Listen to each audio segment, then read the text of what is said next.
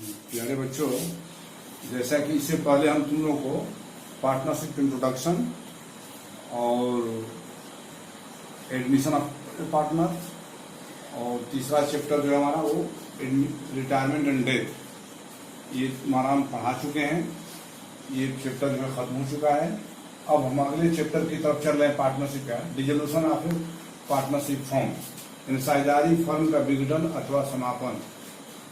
आज देख लो, आज यही हम तुमको इसके थ्योरेटिकल पोर्शन को बताने जा रहे हैं। देखो, इसमें इस फर्म की समाप्ति अथवा विघटन का अर्थ पहले भारतीय साझेदारी अधिनियम 1932 की धारा 39 के अनुसार दे रखा है कि जब एक फर्म के समस्त साझेदार परस्पर एक दूसरे से संबंध विच्छेद कर लेते हैं तो इसे साझेदारी फर्म का विघटन या फर्म का समापन कहा जाता है। साझेदारी फर्म का विघटन या समापन कहा जाता है। तो साझेदारी फर्म का विघटन बहुत सारे कारणों से होता है। या तो साझेदारों में आपस में जो है वो ये बिगाड़ या कोई उनका जो है अपने आपस में कोई ऐसा विवाद पैदा हो गया हो जिससे समाप्त वो करने की इच्छा आपस में कर रहे हो, या उनका जो एग्रीमेंट है वो उनका पहले से जो है वो बदलना चाह रहे हो, या फर्म को का में किसी साझेदार का मृत्यु हो रहा हो, या फर्म लॉस में चल रहा हो। यानी बहुत सारे कारण हो सकते हैं जिनके वजह से फर्म की समाप्ति या विघटन होता है। विघटन की दशा में हम बहुत सारी कार्रवाइयां करते हैं। देखो, फर्म के अंत अथवा समापन या विघटन की रीतियां आगे हम बताने जा रहे हैं इसमें। तो विघटन की रीतियां कौन कौन से हैं इसमें? देखो, पहला है समझौते अथवा ठहराव द्वारा समापन, दूसरा है हमारा अनिवार्य समापन, तीसरा है आकस्मिक घटनाओं से घटित होने पर समापन, चौथा पॉइंट है नोटिस द्वारा समापन, पांचवा है न्यायालय द्वारा समापन। फर्म का समापन, देखो फर्म का समापन,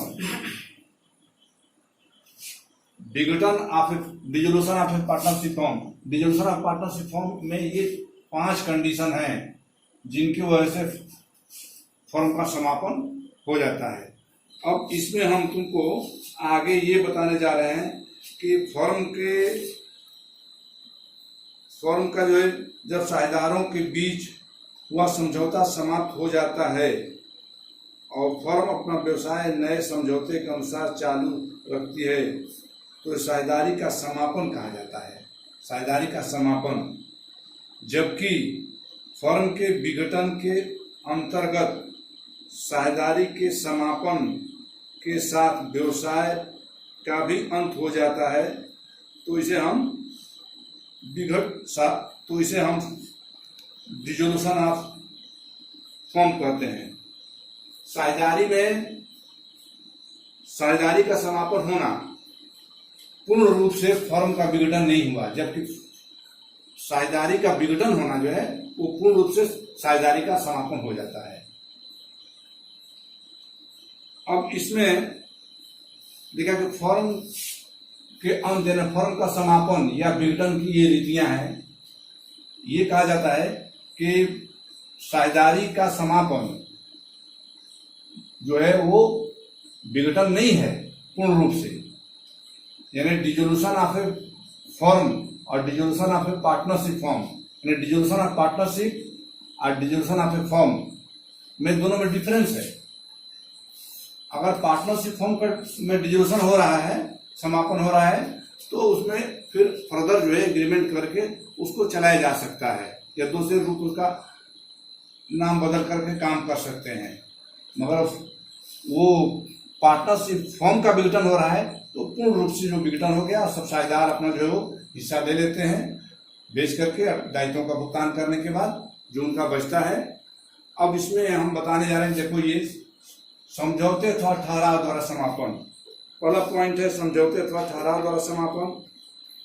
इसमें दे रखा है कि जिस प्रकार समझौते द्वारा साझेदारी का गठन होता है, यानी एग्रीमेंट के द्वारा साझेदारी का गठन होता है, आपस में वो एक साझेदार मिल करके बातचीत करते हैं और एग्रीमेंट के द्वारा साझेदारी का जो है वो फॉर्मेशन करते हैं, उसी प्रकार परस्पर समझौते द्वारा समाप्ति भी फर्म का किया जा सकता है।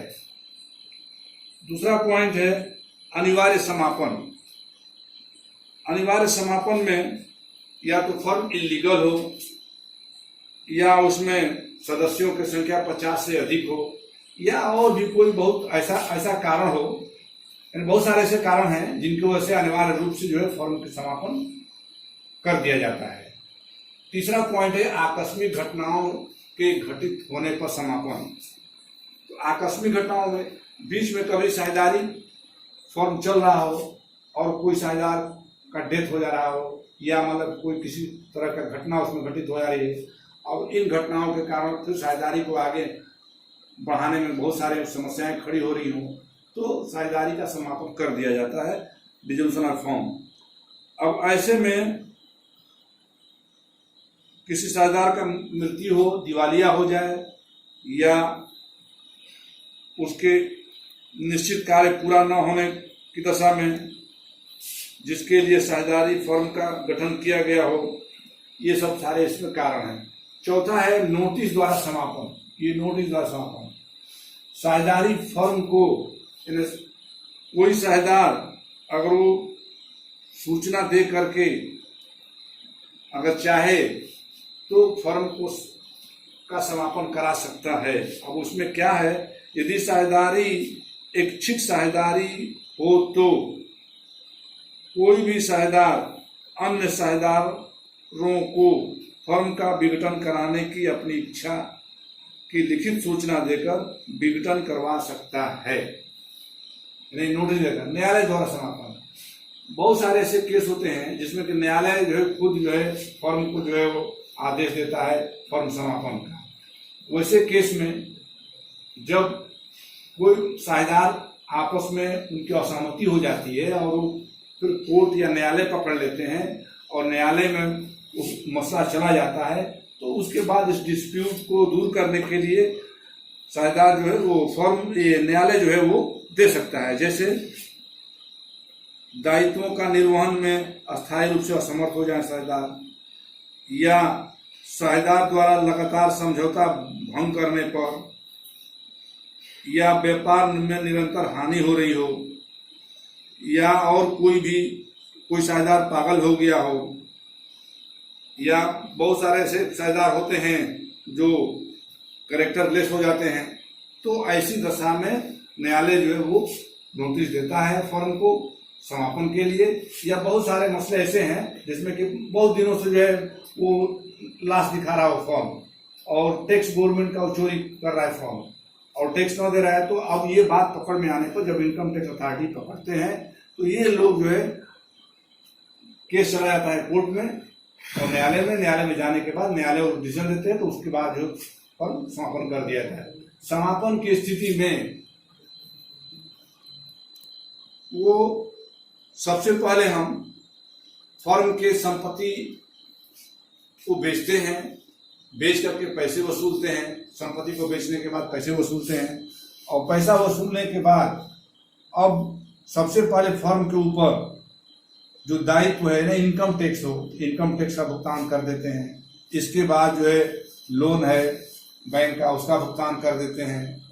यानी फर्म की संपत्ति को बेचने के बाद जो पैसा मिलता है, या लिक्विडेटर मान लो कोई डिस्प्यूट हो और इसके लिए कोई कोर्ट ने किसी को अपॉइंट कर दिया हो बेचने के लिए संपत्तियों को या भुगतान देने के लिए दायित्वों का, तो वैसे केस में उसको जो है कुछ ना कुछ रिम्यूनरेशन दिया जाता है जिसको कोर्ट डिप्यूट करता है।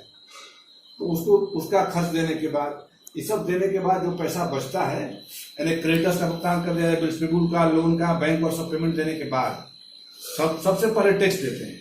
उसके बाद जो है हम क्रेडिटर्स, बिल्स पेबल और लोन का, बैंक लोन का पेमेंट करते हैं, उसके बाद क्रेडिटर्स का करते हैं। तो अब देने के बाद जो पैसा बचता है वो साझेदारों में जो है उनके पूंजी के अनुपात में या लाभ हानि में जैसा समझौता हो वो बांट दिया जाता है।